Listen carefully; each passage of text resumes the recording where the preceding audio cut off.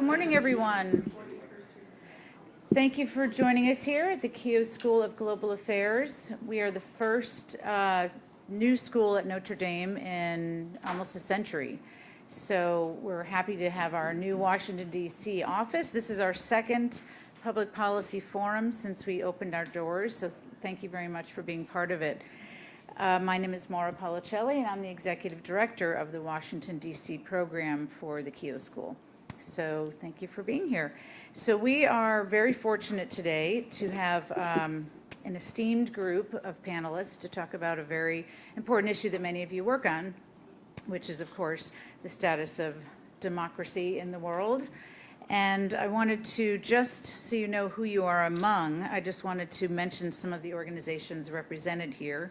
USAID and the State Department, World Justice Project, International Republican Institute, Freedom House, Brookings, Open Government Partnership, Democracy International, Chemonics, Washington Grantmakers, several universities. So thank you all for being here. Hopefully you will network and get to know each other since you work in this field collaboratively, and I hope this information is helpful. We had out front copies of the PowerPoint presentation. If anybody needs one, you can raise your hand and Catherine can get you one, but just so you can follow along with our presentation. And there's also some thumb drives for out near the exit if anyone wants to have a digital copy of the V-Dem report and some of the data that comes with it. So I want to introduce our first two presenters that we are very happy to have. In your handout, you have the full bios on each of our panelists, so I won't go through all of that, but please refer to that so you can see their very impressive background. So I'm going to start off with Stefan Lindberg, who's here with us in town doing various presentations on V-Dem's annual report that just came out recently. He's the professor of political science at the University of Gothenburg and the director and principal investigator for the Varieties of Democracy Institute. So we are thrilled that he was able to be here and join us. And we also have from Notre Dame, Professor Michael Coppedge from the political science department, and he's the principal investigator. He's one of the principal investigators for the Variety of Democracy project and has been involved in it for many years. And we're thrilled that he's here to represent Notre Dame. So I'll turn it over to them and then introduce the panel when we turn to that part of the program. Thank you very much.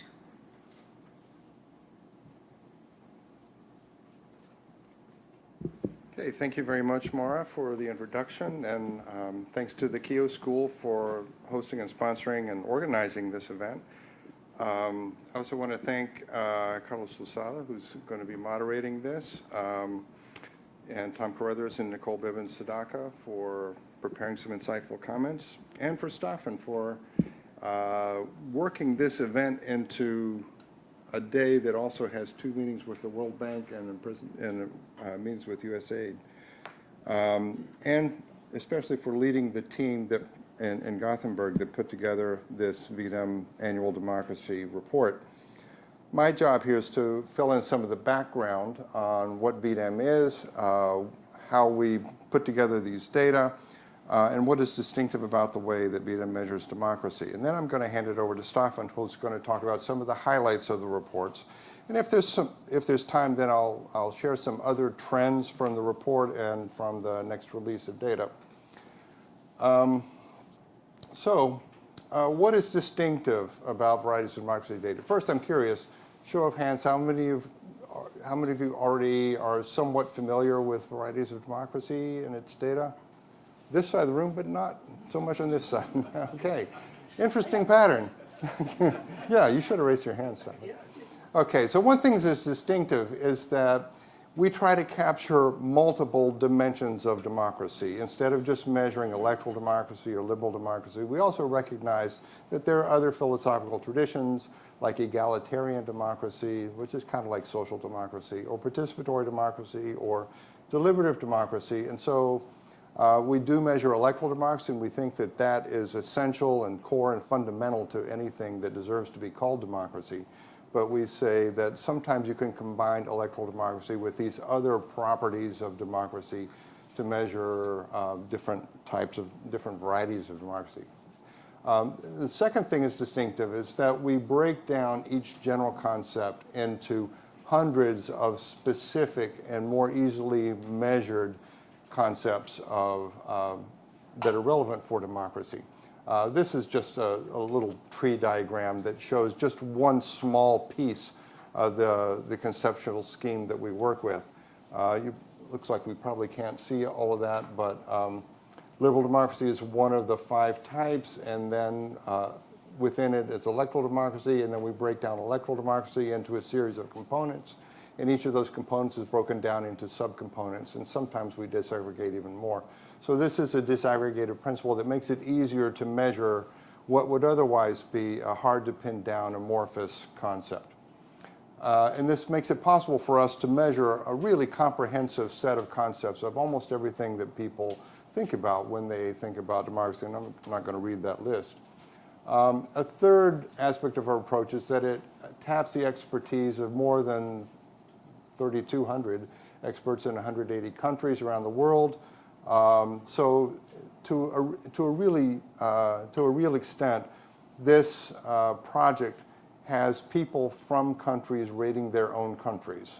We also have some people who are outside provide some comparative perspective who weigh in as well. But this is not a project in which a few Westerners are sitting in their academic offices passing judgment on the rest of the world. This is really people who really know countries intimately rating how things are going, because they really have the most in-depth knowledge of how democracy works there, or the lack of democracy. And fourth, we rely on people who have widely varying backgrounds, people who have studied in a lot of different countries, people who have different kinds of academic degrees, different levels of knowledge, different ideological perspectives, perhaps. And because of that, we go to great lengths to ensure that we are able to combine their scores in a way that maximizes the comparability of the final ratings across countries and over time historically. And as a byproduct of this process, we also provide measures of uncertainty, so a range of possible values within which you would expect to find the true value. And a fifth thing, and this is new with version 8 of the data that was just released in April, the V-Dem data now covers 1789 to 2017. Not for every country, but for, 90 countries. We go back to 1789, or the first year of existence of the country. So here are just 4 examples of that shows those trends. But I expect that this audience is not so much interested in the 18th century. We're more interested in what's going on right now. And so here's just a quick map. I'm not going to talk much about it, but just to say we do have scores for 2017 for hundreds of indicators. And so this is our map of liberal democracy for 2017.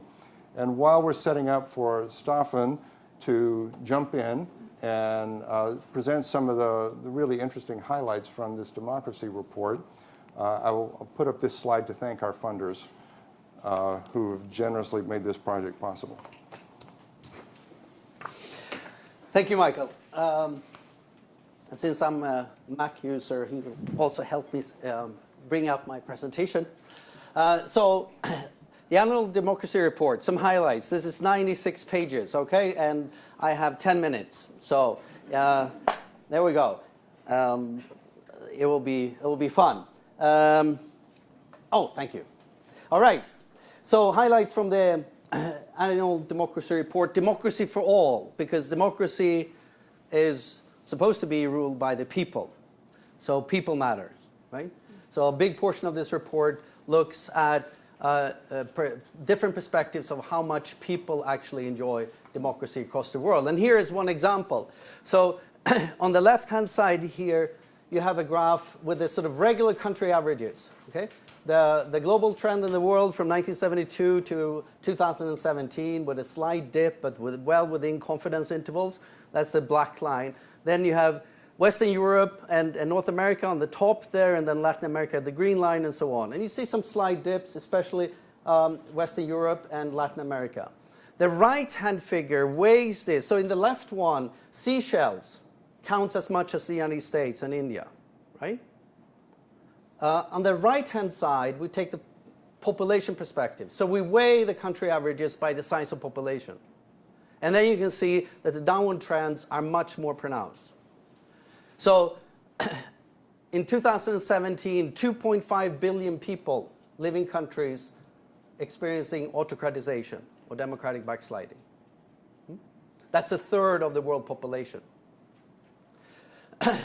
Why is this? Because a large number of very large countries with large populations are backsliding. So this is what we call the Michael Coppedge graph. So comparing 2017 to 2007. So if you're below the line, you're backsliding. And if you're above the line, you're improving over the last 10 years. And you see there, United States, we've only labeled countries where the change over these 10 years is statistically significant, outside of the confidence intervals that we have around the estimates. United States, Poland, Brazil, India, and then, of course, Ukraine and Turkey that's turned into a dictatorship over the last 10 years, electoral dictatorship. Big countries that also, so it affects large populations, right? And that matters. Whereas, yeah, it's very nice that democracy is advancing in Vanuatu, in Bhutan, and Burkina Faso and Nepal, but it's sort of, from a world perspective, affecting very few people. And the other side of it is, of course, when the United States is backsliding and abandoning democracy as a foreign policy priority, it's going to affect a lot of countries in the world that no longer have the same pressure on sort of advancing or keeping up with democracies. Same thing with India, of course, or Brazil. So this is a worrying trend. Here's another way to look at this worrying trend. So again, on the left-hand side is sort of the number of countries. The green line is the number of countries advancing each year, if you look in a 10-year perspective, on democracy. So you see the third wave of democratization, right, and then the fall of the Berlin Wall and democratization in Africa a lot in the early 90s. And then the number of countries advancing significantly on democracy declining, the red line being the number of countries each year that are backsliding or undergoing autocratization. And you can see that's now increasing, and these two lines meet in 2017, 24 countries each. That's the first time since 1979, 40 years ago. On the right-hand side, that's weighed by population then, with India and the United States coming in there towards the end, of course, is sort of even more pronounced. But with V-Dem data, we can then drill down into what aspects of democracy are getting worse or improving. So on this slide, again, 2007 to 2017. So you can see here that, well, the pointer doesn't work on these kinds of screens, but things that have to do with elections tend to improve. And the things that have to do with freedom of expression in particular, to some extent freedom of association and rule of law, more countries are declining or backsliding than advancing. And we can drill down even further into this because of all these detailed nuanced indicators. So here's a picture where we take all those components of liberal democracy and drill down into the constituent indicators. They are color-coded by the component they belong to. So again, you see election stuff, voters' registries, intimidation, voting, election irregularities and things are improving in more countries than they're declining. Whereas what do you have? Censorship of the media self-censorship, harassment of journalists, control of civil society entry and exit, and civil society repression, how biased the media is towards the government, how critical the media is against the government, when there is reason for it, right? Those things are backsliding. Our interpretation of this, or at least mine, and the team behind the report, is that autocrats and wannabe autocrats have learned to play the game, right? Elections is where all you guys are watching. And the international media, the diplomatic corps, the election observers, highlights are there. Make them look good. Look at Erdogan in Turkey, right? The elections were pretty okay. It's just that all the other things there, media freedom, academic freedom, well, he's thrown them into jail, closed down media outlets, and so on and so forth, and of course repressed civil society. Right? So the things that are making elections truly meaningful, that you can affect on everyday basis and somewhat behind the scenes, those are the things that autocrats and wannabe autocrats have learned to manage, whereas make the elections look good. So this is a worrying trend. We can look at this in another way. So there's also in the back of the report this sort of classification where you look at more discrete type of regimes if we use the V-Dem data to do that. And then again, sort of the number of autocratization episodes or regimes moving from one category to a lower category, either from liberal democracy to electoral, or from electoral democracy to electoral autocracy and so on. That's 20 of those over the last 10 years and 16 instances of democratization. So it's a negative trend there. And among them, Turkey, for example, and here is just a slide showing how the V-Dem data, sorry, I wasn't supposed to go there, but the V-Dem data, the polyarchies, our polyarchy or electoral democracy score starts to decline for Turkey already in 2005-06, showing that because of the granularity of the data, we could pick up that early descent towards electoral authoritarianism in Turkey.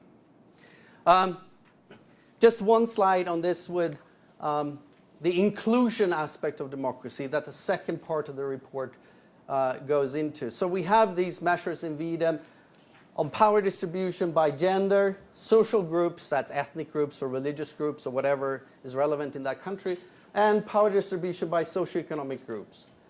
And everything that you see and the darker, three darker shades there are sort of highly unequal or relatively unequal, if I put it that way, sort of relatively bad situations.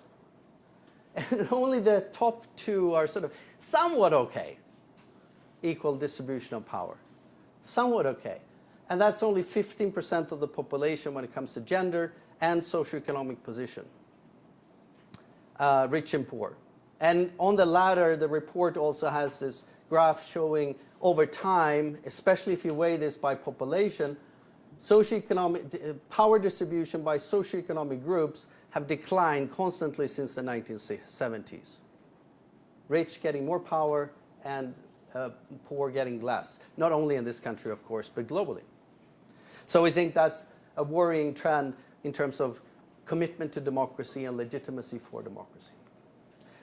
This is just to show the team at University of Gothenburg at the V-Dem Institute that makes this happen these days, and we can sit back and relax to a large degree. And many of these are also sort of the team behind this report, led by Anna Lurman, the assistant professor there in left-hand picture. So I just wanted to show them because I'm so proud of them. So thank you very much for listening, and hope you find the report instructive for your purposes. Thank you.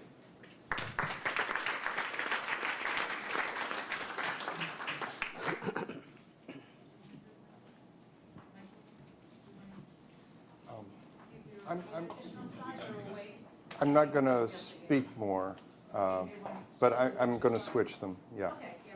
I'll switch them while you're talking. Yeah, okay.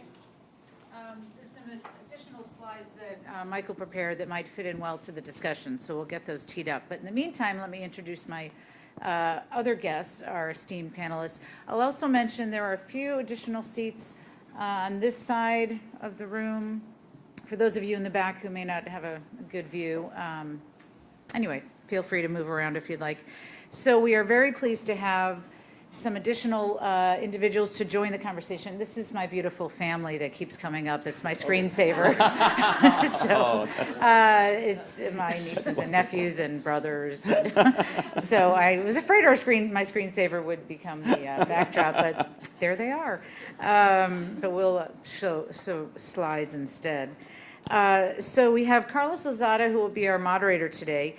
He is most importantly a graduate of Notre Dame, so we are thrilled that he is with us. His bio is also in your handout, but he's currently the nonfiction book critic at the Washington Post. He has had an esteemed career in journalism, including at the as the editor for the the Public Foreign Policy magazine. So he's working extensively on this issue of democracy and governance in some of his current work and books that he is reviewing. We also have Thomas Carruthers. He's the Senior Vice President for Studies at the Carnegie Endowment for International Peace. And certainly, I'm sure many of you know him, quite an expert in this field. And many of his writings and papers I definitely recommend to you that you can find on the Carnegie website. And we also have Nicole Bibbins-Sandaka. She's a professor in the practice of international relations at Georgetown, and also quite an expert in this field, having worked in Ecuador and at the State Department for many years. So I'm gonna get some help moving this podium out of the way, and then I'll turn it over to Carlos, who will kick us off.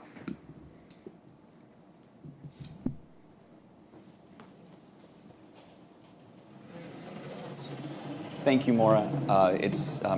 Thank you for inviting me to be part of this, even as the token journalist. It's especially gratifying because in my day job at the Washington Post, I'm basically inundated with books like every week proclaiming, the end of democracy. With how democracies die, how democracy ends, the retreat of liberalism, the suicide of the West. These are I get these all the time. So it's very gratifying to see this effort to bring some data and depth to these questions and these headlines. So let's dig right in. Nicole and Tom are going to offer responses to the report and the presentation. Nicole, if you want to kick us off. Absolutely. Thank you very much, Carlos. Thank you, Stefan and Michael. And first, kudos to a really great report that really does, as Carlos has said, bring a lot of analysis to what we're seeing in the world today. There's a lot of panic out there, some of it justified and some of it a little bit hyperbolic. So it's really wonderful and important for the policy and programmatic community in this field to look at the data and to really say, what does the data tell us? So let me just draw 3 points out of what you presented and what I read in the report. One, I think it really is important to look at what is improving and what is declining in this area of electoral democracy index and the liberal components index. Because as you noted, those that are improving are almost those binary things. Is there an election or not? Is there universal suffrage or not? And those things which are below the line or to the right of the Michael Coppedge chart are those things where there's sometimes a slice of gray. Rule of law, freedom of expression, freedom of association. And when those are violated, we know it. When they're adhered to, we know it. But there is unquestionably a gray area that authoritarian leaders are using to make it look as though they are following democratic principles, but unquestionably are using it for their own advancement, which for the policy community and those of us in the room engaged in that space, the question is there an effort that we can be looking at to define those areas better, to really to be able to say what are those specific indicators that we can be looking at to flag when there is regression in those areas because they're not binary and because there is that gray area. It does also bring us not just to the programmatic and the definition area, but also the question of leadership. And I think this is where we have the challenge with the retreat of American leadership in this space as to where that leadership can come from to constantly be ringing the bell when there are these areas of regression in those areas of rule of law and freedom of expression. Second point, and these last 2 points are expanded beyond democracy into foreign policy and national security more broadly. I think it's extraordinarily important that you have used the weighted population approach to this because in most other sectors, when we're looking at security, we're looking at demographic movements, we're looking at health, and we're looking at a number of other trends. Very rarely do we look singularly at state phenomenon. Non-state security threats don't respect borders. We don't look at them singularly from a state-based analysis. In the democracy community, we do because states deliver democracy, and that makes sense.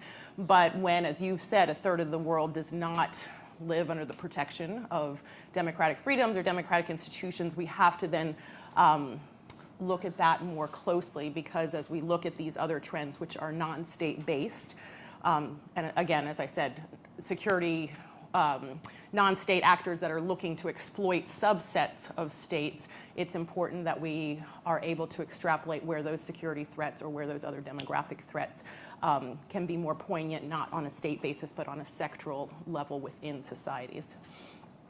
Last point on inclusion.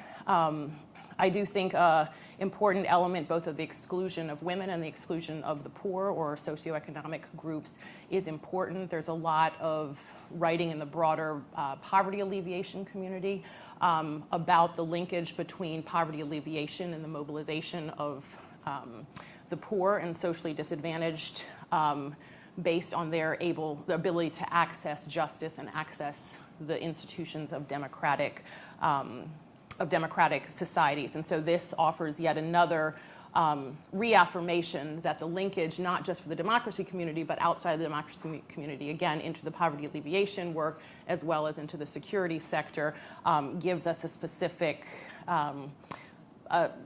proof and data that is needed to show that the access to democratic institutions is essential. And then last is we're looking, obviously in our own country, at the challenges that we're seeing with migration from Central America, the fact that gender is an element of what we're seeing there about people who are fleeing gender-based violence specifically. The data specifically in here that looks at the exclusion of women is important to reinforce that knowledge that we have to have a gender-based approach to many of the responses. So with that, I will turn it over to Tom and then the rest of the discussion. Thank you very much. Well, I'd like to reiterate what Nicole said. My congratulations to the V-Dem team for the effort over a number of years now in this. You know, Washington is kind of, when it comes to democracy indices, sort of a one newspaper town, which is the Freedom House report. And the Freedom House report is excellent. It's an outstanding resource, but it's great to have another. I mean, there are others. I mean, these aren't the only democracy indices, but it's very good that this comes into the discussions in Washington because you add a number of important dimensions that are not brought out in the Freedom House report. And I'd mention in this regard that earlier this year in January, Freedom House came out with its annual report for 2017, and it was a very disturbing and even alarming report. And around the same time, International IDEA came out with its very big, not an annual report, but a report that they did, and it was entitled, in contrast, The Global Resilience of Democracy. And those who followed both reports experienced a certain kind of analytic whiplash or schizophrenia because you had alarm and resilience presented side by side. And I didn't have time at the time, but I meant to sit down and try to write and say, two of these people, you know, different views, one of them must be wrong. Which is it? And your report, interestingly, almost perfectly comes in between those two by having, over the last several years, had more of a resilience point of view, but in the last year or two, you've taken a dive towards the more negative. And in a way, you create the almost perfect middle ground between those two. But those three taken together, I think, present a very rich sort of tapestry of analysis. But yours, I think, comes across very well. Your report confirms a couple of very important things. First, as you mentioned, that elections in some ways are less a problem than the rights that underlie electoral processes. But I would note that it's important that we not lose track when clever authoritarian regimes learn to use elections effectively, that we look harder at them and not be impressed by the showmanship that goes into them. Just yesterday, for example, the ODIHR at the OSCE issued a report on the Hungarian election that highlighted the underlying problem there being the merging of party and state resources in the electoral process, particularly media freedom and other things. Very similar in Turkey. And that, yes, these elections, you know, the authoritarians are clever and they're holding elections and carrying them off in a certain way with a certain public credibility, but one looks at them with a bit of care and one sees systemic problems in them. So it's important that they go beyond just rights, but actually go into merging of resources and other things. Secondly, your report confirms a very important conclusion that inclusion is not doing well. You know, I think when we look back on the democracy field over the last 30 years, one of the biggest errors of the field has been the underemphasis on the concept or the realities of inclusion in the world. Social inclusion, political inclusion, economic inclusion, however one wants to define it.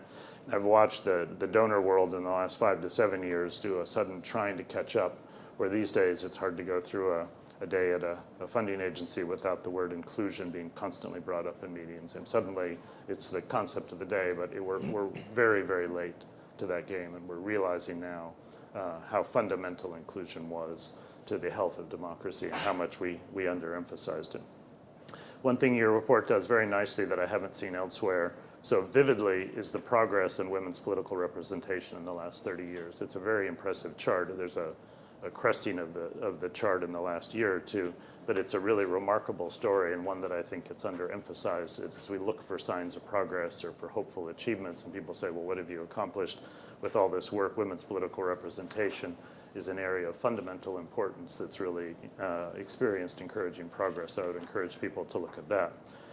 The report also highlights something that's very important in today's world, which is that, as you say, it's not just the number of countries, but the relevance of the countries. One of the most disturbing things in the developing world has been that the big anchor countries in different regions have been doing particularly poorly in the last 5 years. So in Southeast Asia, South Asia, India, in the Middle East, Turkey, in Africa, South Africa, in Latin America, Brazil. And when those big anchor countries soften, weaken, start to slide backward, it's really devastating for democratic progress in those regions. Not necessarily crippling, but it's especially bad. And it's interesting why that's happened in those 4 countries all at the same time, actually for quite different reasons, but it's worth highlighting.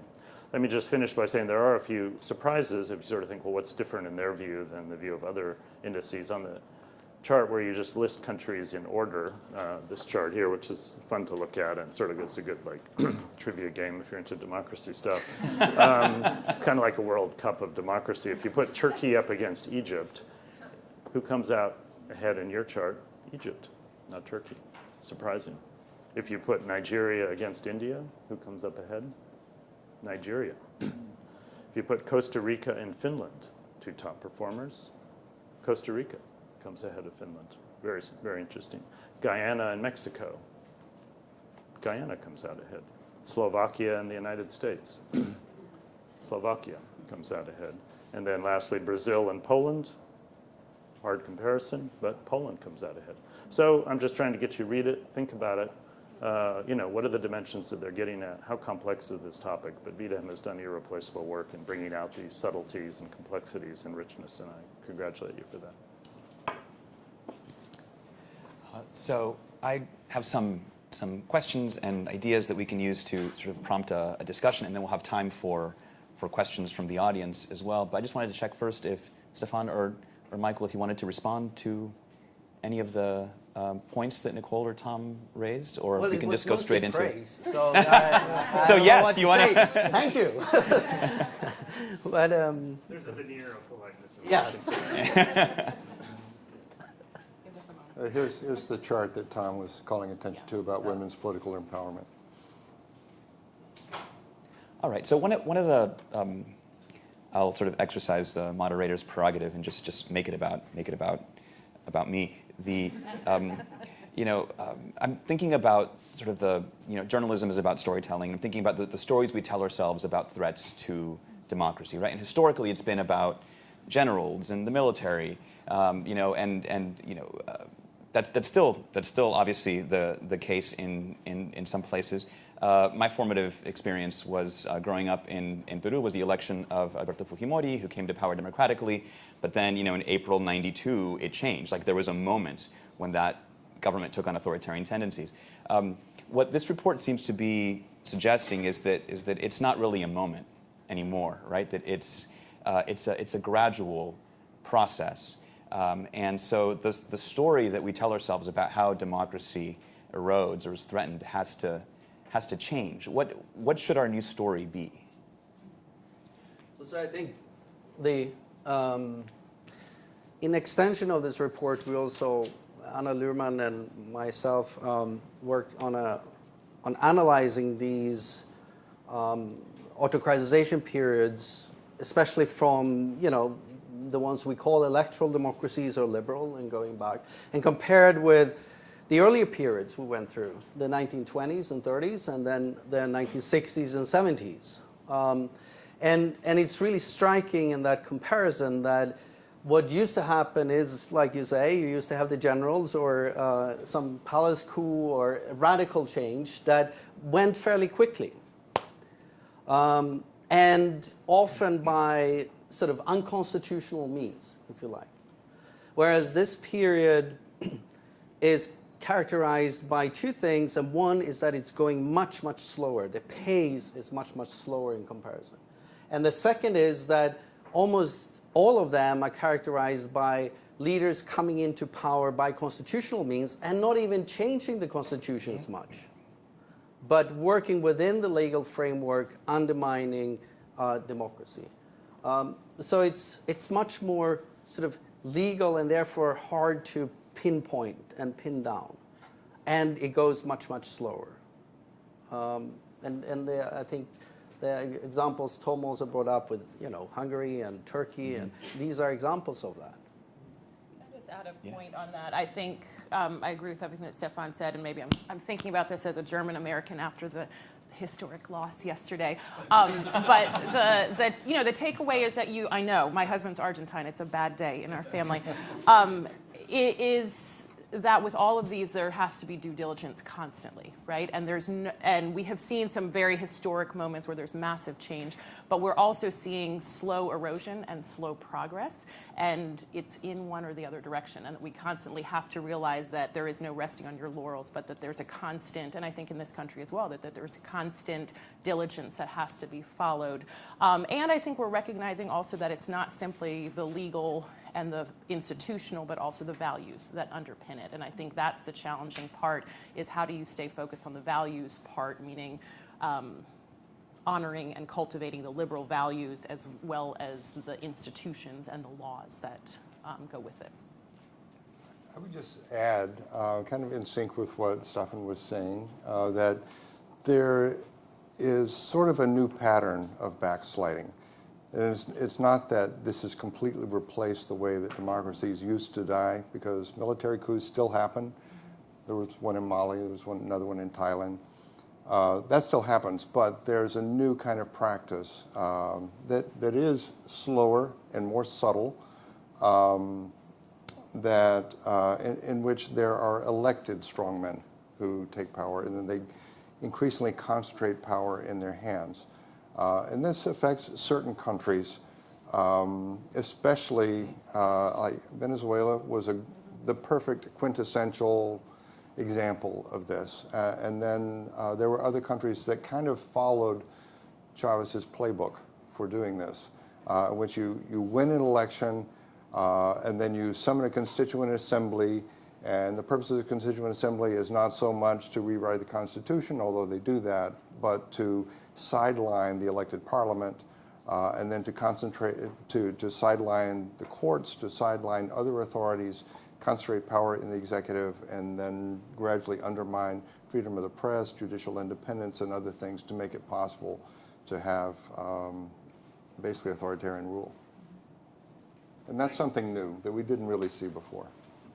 I think in addition to that, if we try to characterize decay, which is too general of a concept, there are two elements to decay which are different from the election of sort of elected strongmen. In other countries, and quite a few, unfortunately, what you see is over the last 20 or 30 years in attempted democratic transitions is state capture and the vesting of interests that are, even though there's pluralism and elections and so forth, vested interests become entrenched in the system and become non-responsive to the public. And then that produces, over time, public outrage. You think of South Africa as a case, not an elected strongman exactly. Jacob Zuma was less of a strongman than he was just a corrupt agent who was leading the South African state down the road of capture. Brazil, as another example, has not had an elected strongman. What it's had is state capture that it's produced frustration on the part of the public. And that highlights also the additional element of inclusion, which is the other element of decay, is the lack of inclusiveness of many democracies. Again, despite pluralism, despite systems that formally have elections and should be responding to demands for inclusion, have been unable to do that for various reasons. So when you put together those two dimensions, the state capture, the entrenched interests, and the lack of inclusion, that's what's been leading a lot of, quote, developing democracies, as well as some more mature democracies, down a bad path. So when we think about a broad concept like decay, it's important to go inside it and see what are really the core processes that are causing that. I'd like to follow up on one of the points Nicole raised. She said that there are some indicators you measure and they are binary. An election was held or it was not held. But the report, but then there are others that are sort of more kind of eye of the beholder, more subjective. The report says there are many key features of democracy that are not directly observable, right? So you can see whether legally there is a certain, right, but then you have to assess whether that right in practice is upheld, right? De jure versus de facto. How, in putting this report together, how subjective is democracy? How subjective do you find democracy to be when you're trying to measure it in this way? Can I address this? Well, there are two levels of subjectivity. One is having to do with general versus specific. And if you ask people to rate something called democracy and you don't tell them what democracy is, of course, you're going to get very subjective responses, almost purely subjective. But if you ask people more specific questions, instead of asking how democratic it is, you ask them, were any parties banned in this recent election? That's a more objective question, and people can answer that. And so that's why in V-Dem we disaggregate these concepts and ask people to rate more specific ideas. And so we eliminate some of the subjectivity in the process of doing that. Another level of subjectivity has to do with just people's standards for rating things. So if you ask people to rate something on a 1 to 5 scale, one person's 2 is going to be another person's 3, just because some people are more strict and some people are more lenient. And so that's why we have some really sophisticated statistical techniques to make sure we can capture the shared reality that everybody's trying to rate, even though they might have internally different rating scales. Right, and there's a variety of people, like you mentioned at the beginning, you have people with sort of a lot of ideological points of view and experience. Yeah. Well, so let me add to that. So first of all, when we ask these questions, we don't ask them to just people, right? We have a very thorough protocol for recruiting experts out of long potential rosters, so typically 100, 150 from each country, validating their background, that this is a person who is 84% of them are academics, and that they have a track record of studying and publishing on, say, media in the Philippines, or political parties in Ecuador, or the legislature in South Africa. So they have a certified academic expertise of a particular area or a couple of particular areas for a particular country. But also that 2/3 of them are from the country they code, meaning they have or have spent 20 years there, meaning they have also a lot of qualitative, in-depth knowledge what's actually going on in the legislature or in the media or in the judiciary. And here are, there are so many things with democracy, just like a number of other things, where the de jure or the legal or the sort of things that we can get factual data about are not the most relevant data, right? Let me give you an example. So most countries today have elections, and most of them have elected legislatures. And according to most constitutions, then the legislature can hold the executive accountable by law, right? Even Belarus has that. Well, does it happen? That's the relevant question, right? Because if you look at the law, then Sweden, United States, Belarus are equal, right? And you know what's happening in this country at this moment, where the legislature is maybe not holding the executive accountable like the way they used to do. That's one of our indicators that's going down for the United States. And that's where Belarus is different from Sweden, right? So these are the areas where a country expert approach is really necessary. And then add to that, now soon 5 years we spent with some of the best measurement people in the world who are part of the team to develop a Bayesian item response theory model that can handle this and get it cross-country comparability and over-time comparability. Right? And we can talk all about that, but it's also all available. Everything is documented online. The report states at one point that diffusion is no illusion. It's catchy. And meaning that democratic backsliding in one country can have spillover effects elsewhere. How does that happen? Are there historical examples that we should consider? I mean, today this may be just rhetorical, but you see a lot of authoritarian leaders suddenly invoking fake news to deflect criticism. Is that a meaningful transmission mechanism, or Or what kind of things can we look for to see how things spill over from one place to another? Does the author of Diffusion is No Illusion want to start? Well, I guess I will, but I also want to hear what Tom and Nicole have to say about this. But, as a number cruncher, I can say very confidently that diffusion happens. That is that both trends toward democracy and trends away from democracy happen by some countries affecting some other countries. And it's more likely to happen among countries that are neighbors, among countries that are military allies, among countries that have a shared colonial heritage, and some other ties between countries seem to correlate with these patterns. But these are only hints about how this happens. That's not really answering your question of what is the mechanism through which these influences happen. I alluded earlier to Venezuela's influence, and there we have some anecdotal evidence that Venezuela, for example, sent agents to Bolivia, to Nicaragua, to Ecuador, et cetera, set up shop and tried to spread the Bolivarian revolution. Do it like this, right? Yeah, copy our playbook, and basically they did, although to different extents. There were variations on it. But third, and more generally, and this is not as a number cruncher, this is more of a hunch, an educated impression, is that the spread of democracy and non-democracy is less a result of deliberate programs set up to accomplish than it is of the influence of powerful examples, as Tom was alluding to earlier. That political leaders in many countries emulate practices that they see going on in other countries, especially countries that are perceived as being riding a wave of success, or countries or avoiding the practices of countries that are falling behind.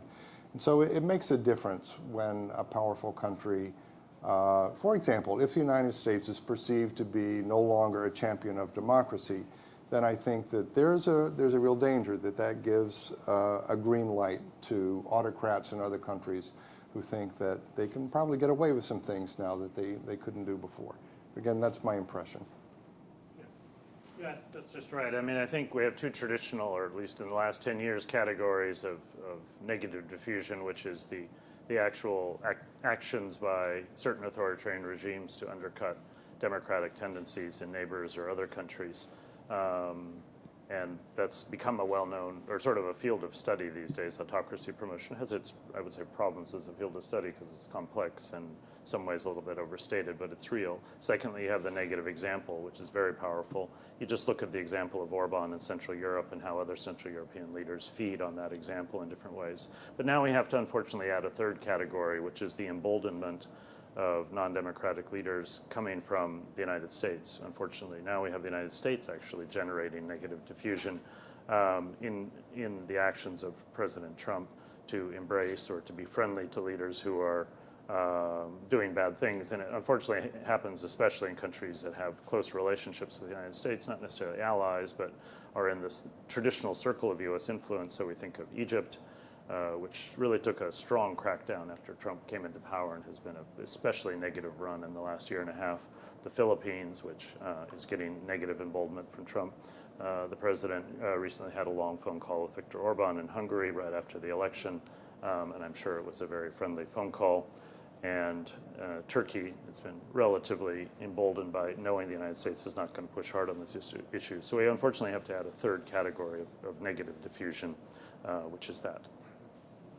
I would just add to that, I think I agree with everything that's been said, and authoritarian leaders have an agenda which they would like to pursue, and to the extent that they realize that there is no one pushing back on it. So there is the United States promoting the negative promotion that Tom's talking about, and then there's also the absence of any statement, and that space either gets filled by other supporters, and that can be China's role, or it can be Russia's role, or other regional powers, or it can be an authoritarian having free reign because there's nothing checking their power from an external standpoint. And we see in numerous cases where authoritarian leaders have pushed the boundaries, and if there's no one pushing back, they continue to do that.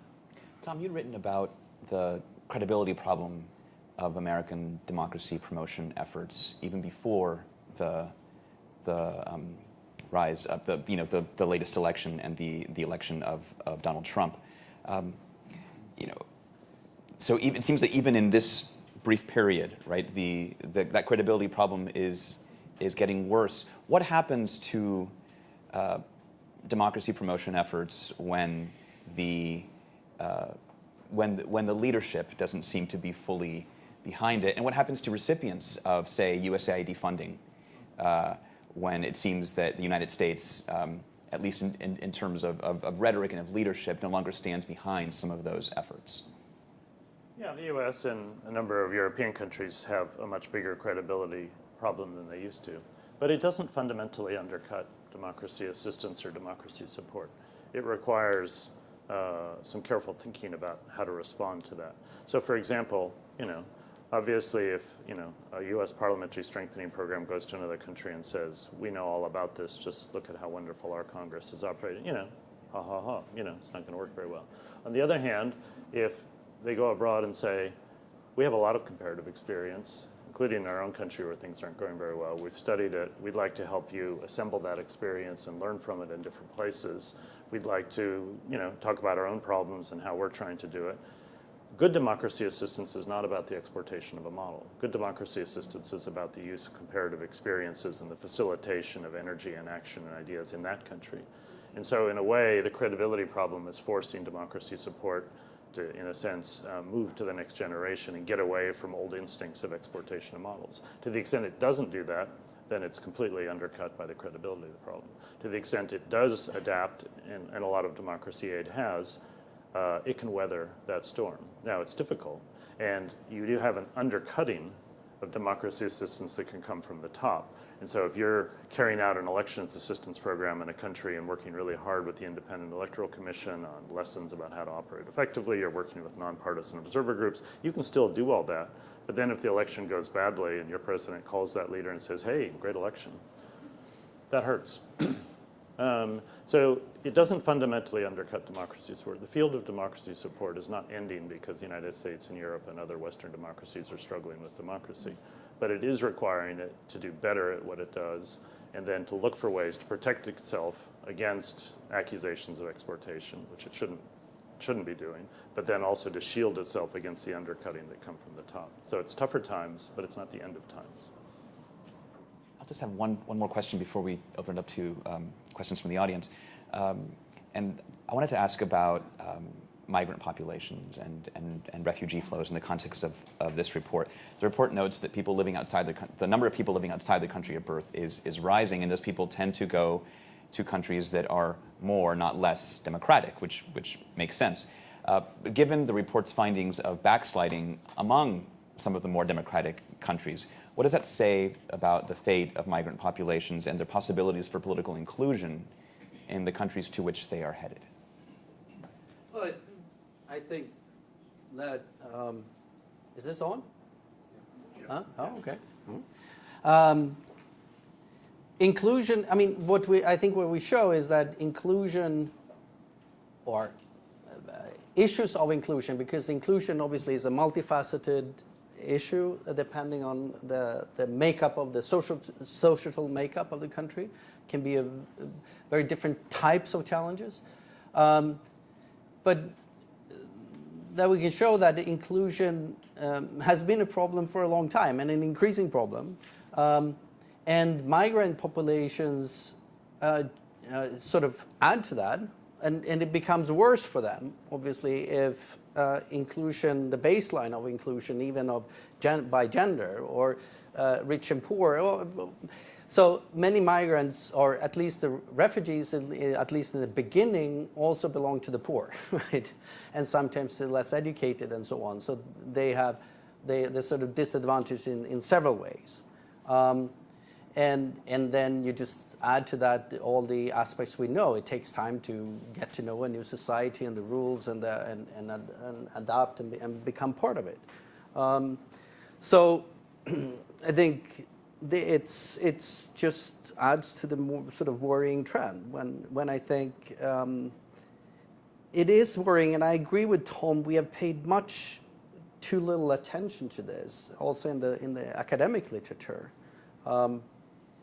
Because there are many signs, no sort of firm evidence, but there are many signs that there are some sort of threshold effects. As you know, you can exclude people to a certain extent for a long time, but when the sort of a critical mass of people feel too excluded for too much, then the loyalty with the system starts to shift. And that sort of, this coincides, if you see these for many countries, not for Sweden so much, but for many European countries too, sort of declining levels of trust. Obviously in this country they're just dismal and non-existent in terms of trust for some political institutions, but it's much, much higher in Europe on average, but they have also been declining. And that's worrying. And those shifts sort of coincides with increasing socioeconomic inequalities over a long time, affecting increasing share of the population. I think that's a very dangerous trend. I guess I would say that, you're right, that democracy is one of the pull factors that encourages people to migrate. If they have a prospect of living with more freedom in another country, then that's one of the pull factors. I think there are other pull factors that are probably more powerful, like having relatives from their home village or from their family who are already living abroad, then they have a sense that they have a place to go where they will be welcome. So I think it's not the most important pull factor. But really the really driving force behind migration has been the push factors, people trying to escape war and climate change and violence and all kinds of things. So I think a lot of people leave their countries because they just say, we have to get out of here. And then that's the first decision. The second decision is, where do we go? Let's have questions from the audience. Oh, sorry. No, sorry. I was just going to add to that. I do think that we see a lot of people, unquestionably refugees, who are leaving because of war or climate change. But I also think that we're seeing a slice of people who are leaving because of poor governance. And I don't know that we've named it exactly that, and they're not refugees. And this was the challenge that Europe had, because when they had the massive Syrian exodus, which were legitimate refugees by international standards because they were fleeing a war, you had a lot of other people who were probably those people who fall in that exclusion category, who were coming from partial democracies or countries in the middle, who were not fleeing war. They were fleeing poverty. They were fleeing moderate persecution, to use a term which is not fair or kind to them, but they were leaving bad lives, but they weren't refugees. And this was the challenge that Europe faced. And it's the challenge, I think, that we're seeing in several places in Latin America, where people are not fleeing all-out war. They're not refugees.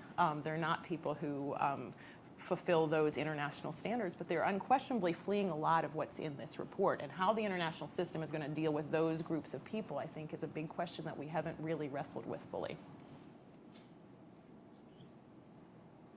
I think, is there a mic somewhere? Yes. Excellent, ma'am. Oh, and please identify yourself and your affiliation. Thank you for a very interesting presentation and discussion. My name is Emma Nilsson. I work at the Embassy of Sweden here in DC. Representing a feminist government with a feminist foreign policy, I of course would ask you to spend a little time just to elaborate a bit more on changes in women's political empowerment and the possible causal linkages that you see. At least in my experience, authoritarian leaders tend to restrict women's access to sexual reproductive health and rights as quickly as they restrict access to media, independent media, and judicial systems.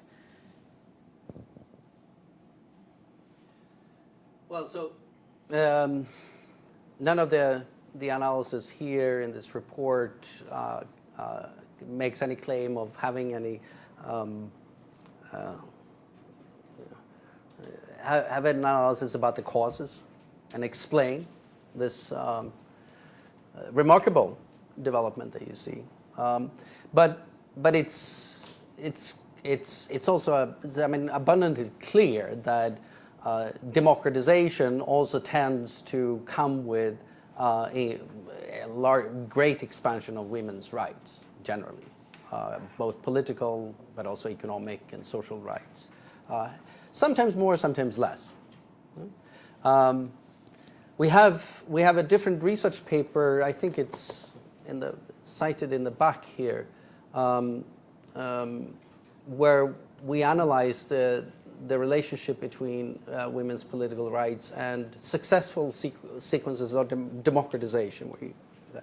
and showing that it's extremely rare that countries manage to sort of democratize in the sense of scoring high on the democracy indices without first actually expanding women's civil liberties, economic rights, but also the freedom rights in the civil sphere.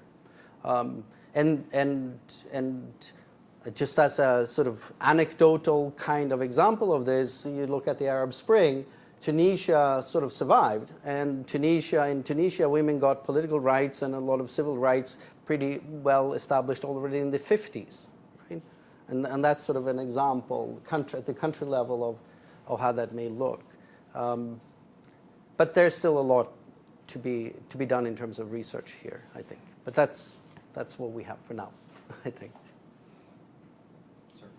Yes, I'm Massimo Tommasoli from International IDEA, and I first wanted to make a comment on Tom's reference to the IDEA's Global State of Democracy report, and then a question to the team.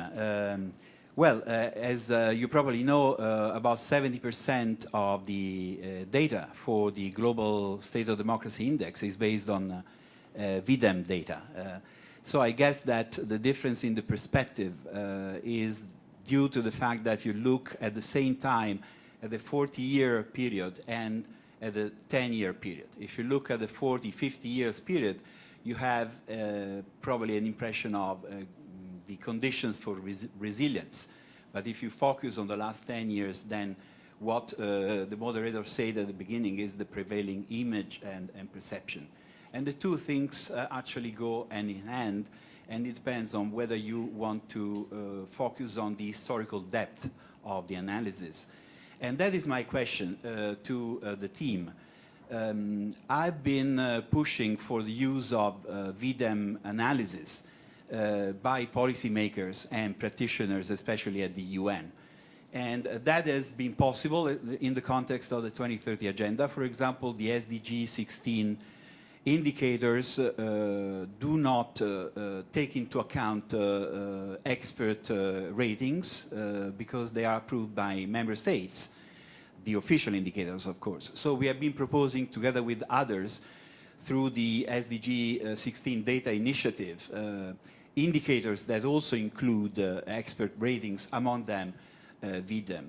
I've been also talking to representatives of donor agencies, and there are some agencies that are now looking at V-Dem data as a sort of tools for their own analysis.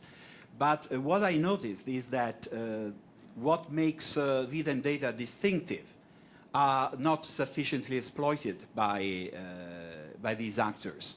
So the distinctiveness of having an historical perspective, for example, is contrasted by the tendency by democracy assistance agencies to look with a short sight at the more recent events. Mm-hmm. And that is also linked to the approach which is short-termist more than long-termist. The other interesting fact is that out of the 5 distinctive dimensions that you address, there is a lot of interest in the liberal democracy index and perhaps the one on social group equality, but very limited interest in the deliberative and participatory dimensions. So how do you assess the usage of your analysis by these actors in this perspective? It's about speaking a common language almost, right? When you're talking about democracy, that's a, yeah.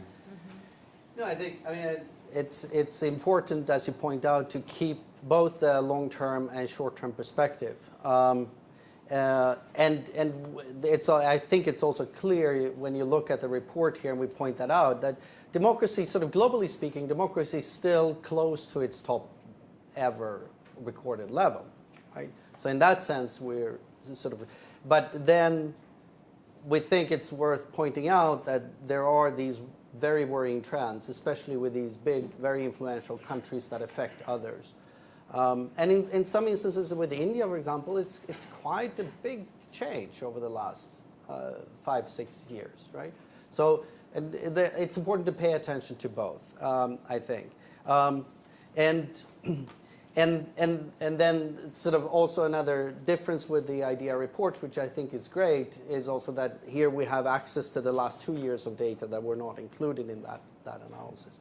That's sort of a little bit of inside baseball. I'm not sure what we can do to further the use of sort of looking at other aspects. We try to point them out in different ways. Deliberative aspects or participatory aspects of democracy. The data is there, and we could maybe do more on furthering it. It is interesting to see that. I mean, I agree. I know we agree on this with the work in the UN and beyond with the SDGs and Goal 16, and we've also tried to be part of that. With the UNDP virtual network, in that report that came out that went to the UN Statistical Commission, the indicators we want, that actually put in about 60 V-Dem indicators as suggested to use to measure the different targets in a more meaningful way. I mean, because the official indicators, as we know, are not that meaningful. I could add to that. It's a great observation, Massimo. Because even on our team, we tend to, if you look at the working papers that we've put online, almost all of them look at electoral democracy, which is like the most obvious thing. But I think we're going through kind of a process in which we're slowly trying to assimilate what do the data say, how do the data speak to what people have been considering democracy so far. And after we work through this process, we'll probably burn through and not have many more new things to say about electoral democracy or even liberal democracy, and then we'll start to be looking at other things like deliberation and egalitarian. And they can be quite relevant. So, for example, we have some indicators of deliberation, or the deliberative principle, that are especially useful for understanding some things that are going on in the United States and a few other countries. So, for example, 3 of the indicators about deliberation are the ones that have declined the most in the United States in 2017. So this one about respecting counter-arguments, that plummeted.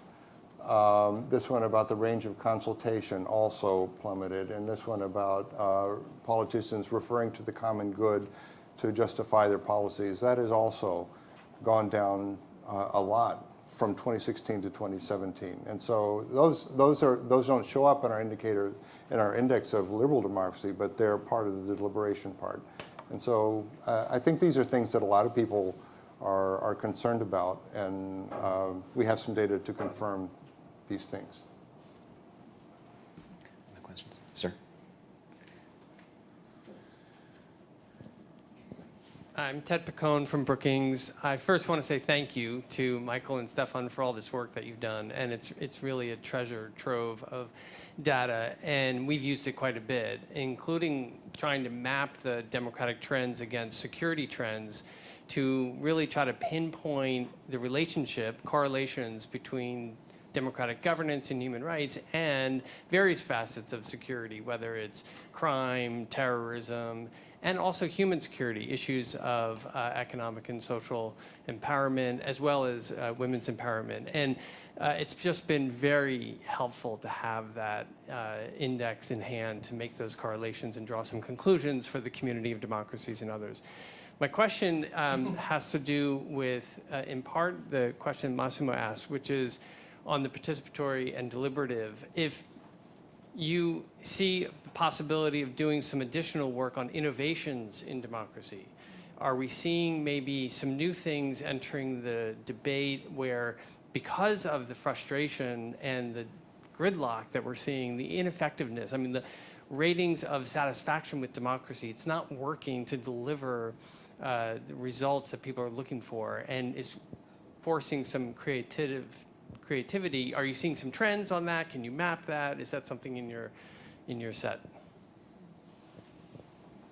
Thanks for the praise, and thanks for. I mean, it's very gratifying after all these years, and we've worked around the clock and put in so much work into this, and see that and hear that people are using it and that it's useful for you, right? Across sort of the academic and then more policy related community and practitioners. So that's really gratifying. In terms of innovations, I think we don't really have sort of a measurement scheme set up to capture that sort of thing. There is a possibility to add on measuring new things that are relevant for democracy, and there are now sort of behind the scenes efforts that may come to fruition. That's called V-Cyber, to measure much more of sort of the social media and use of technology and electronic possibilities for participation and for other kinds of things. But no promises on when that will come. Yeah. But so we are trying to sort of have a preparedness for measuring new things if need be. Although we are measuring so many things. I mean, there are some things that are being measured that are already there in the data that have not been exploited very much, but we don't have anything to capture polarization, for example, I don't think, and that would be useful. Yes. Yeah, hi. My name is Ben Thompson from IRI. First of all, fascinating work. I wish I had known about this index a year ago because using a de facto measure like polity certainly leaves a lot to be desired.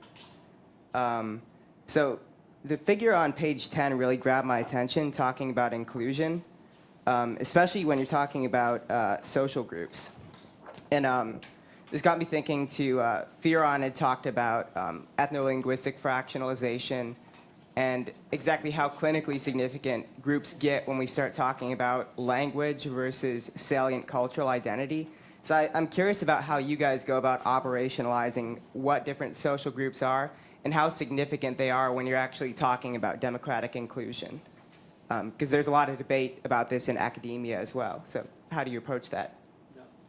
So we had to make some hard choices when operationalizing and trying to measure different things. So social group is one of them.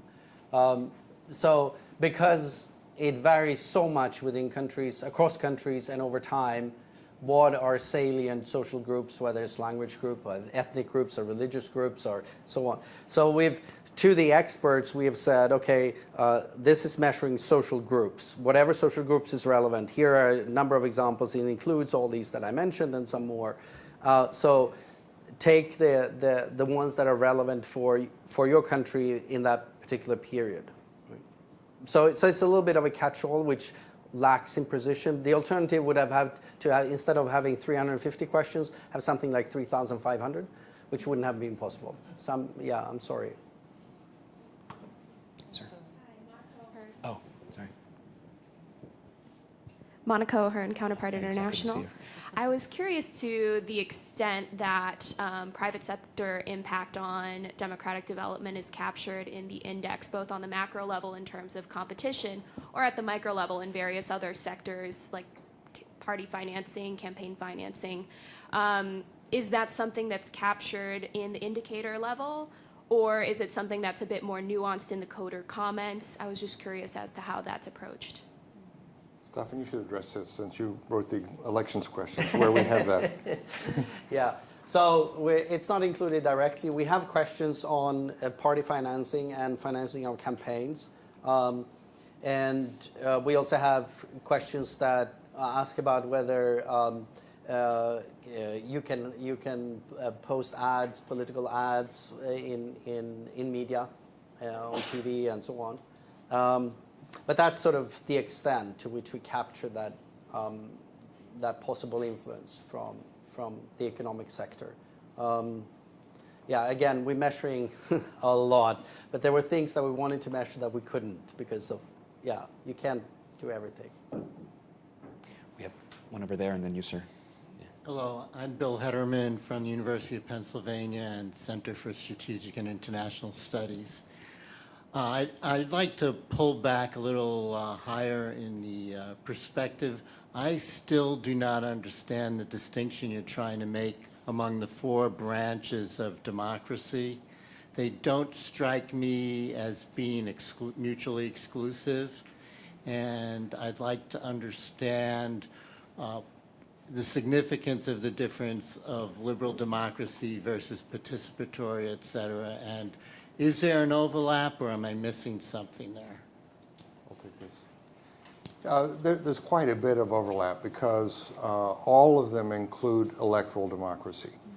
And so if you, like, they're correlated really pretty highly, 0.8 or more usually,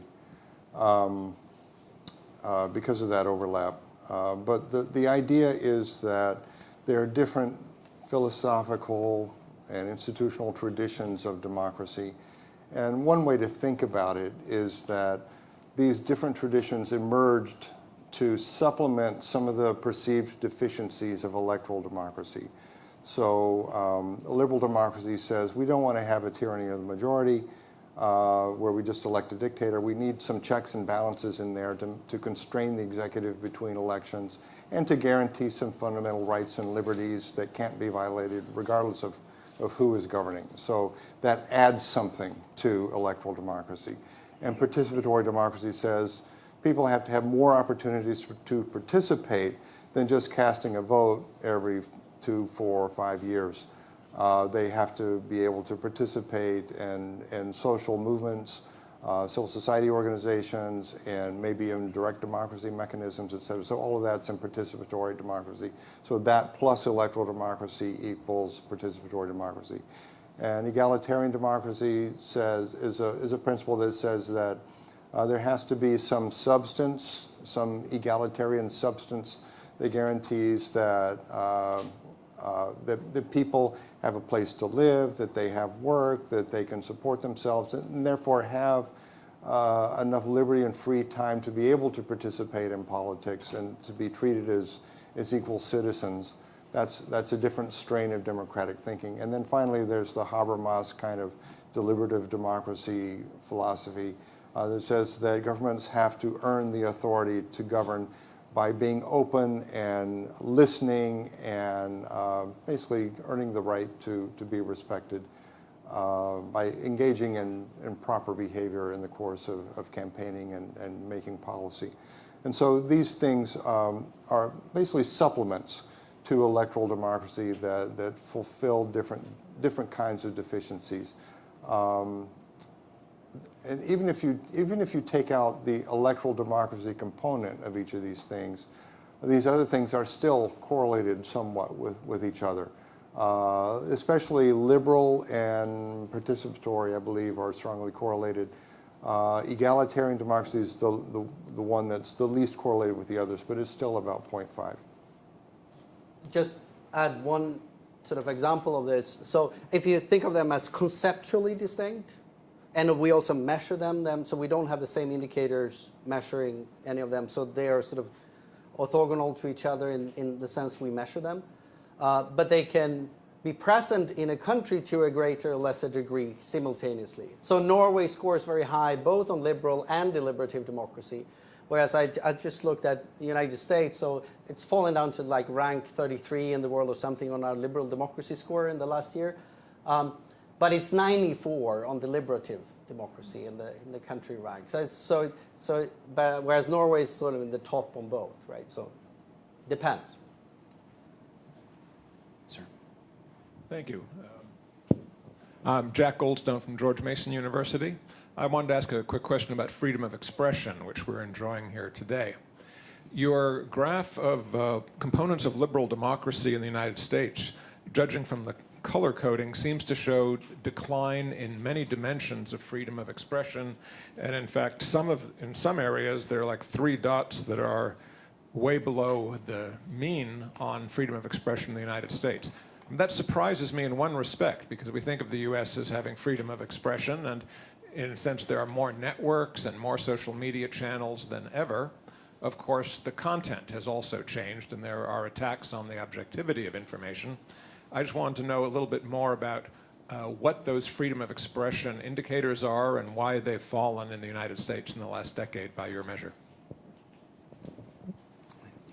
What's the number of the graph you're referring to? This is on page 11 of the handout. Which components of liberal One of your democracy? slides, Michael. Is it? Yeah, it's one of your slides. One of your slides. Oh, okay. Under additional highlights. Yeah, page 33 in This the one? report. Yeah. Yes. Yeah. Kind of the orange dots for freedom of expression are generally below the line. Some are well below the line. Some are in the left half of the graph. So Yeah. So just note a couple of things, right? So a lot of them are still pretty high on the scale. So the scale there actually runs from 0 to 4, but in order to make it more readable, accessible to the reader, so you can differentiate the points. The axis goes from 2 to 4, so it's only half of the scale.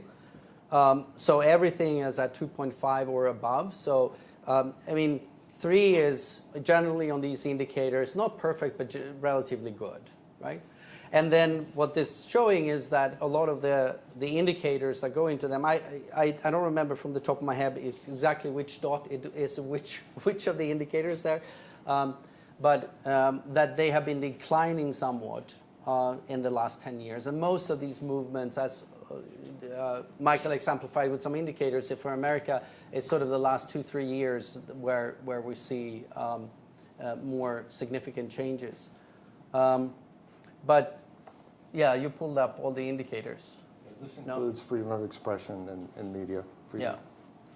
So a lot of the freedom of expression indicators are different aspects of the media.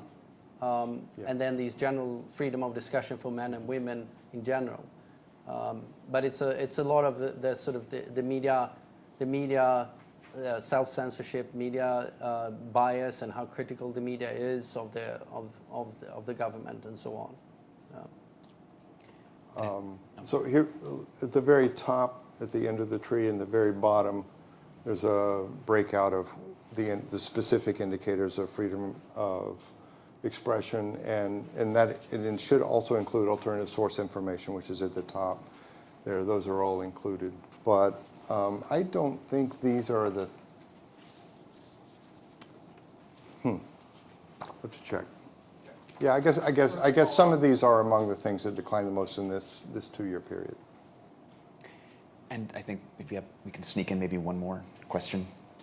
Thanks. I know that elections are, I've been trying to square the first slide that you all put up between the sort of new sort of authoritarianism that's getting elected, essentially. And I know elections are sort of the ultimate public opinion verdict. But disaggregating, I'm wondering, is what we're really capturing the idea that people find the component parts of democracy less appealing than they used to?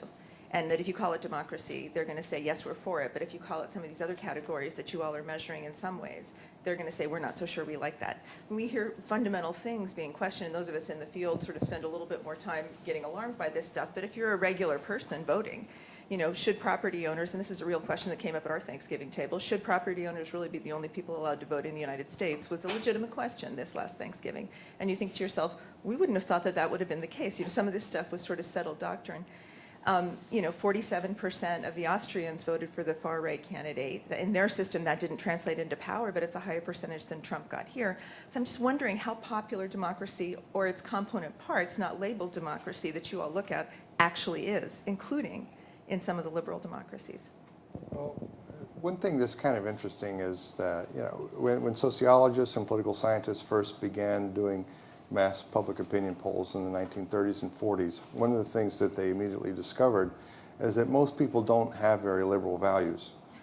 You know, most people don't support the right of people they disagree with to hold rallies or to speak in public, or, you know, these liberal values are kind of thin on the ground in the mass public.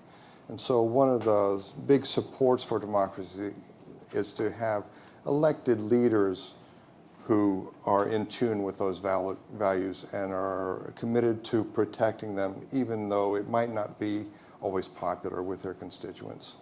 And I think that maybe is something that's been eroding.